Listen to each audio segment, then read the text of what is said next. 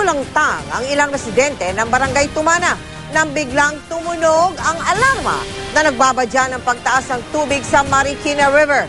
Pero yung pala, tinetesting lang kung gumagana nga ang warning system sa tabing ilog. Nakatutok si June Veneracion. Biglang tumunog ang warning system sa tabing ilog ng Barangay Tumana, Marikina City bandang alas 10 ng umaga. Ang mga residente na alarma. Naglabasan sila sa kanilang bahay at nagpuntahan agad sila sa gilid ng ilog.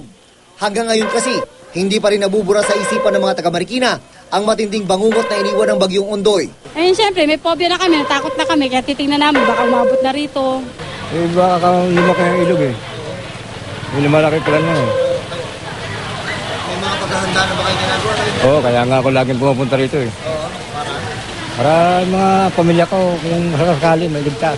Pero false alarm lang pala ang nangyari. Baka nag-testing lang, ano?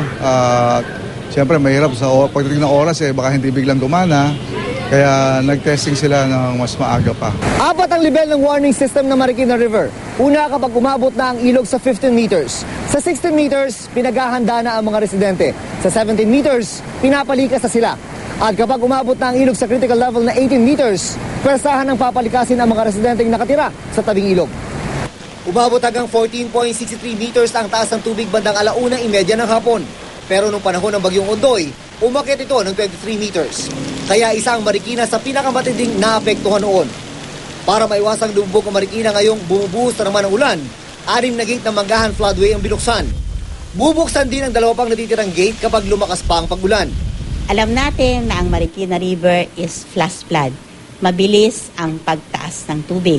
Kaya kinakailangan na yung excess water na nagpapabaha sa kanila ay pababain kaagad papunta ng Manggahan Floodway.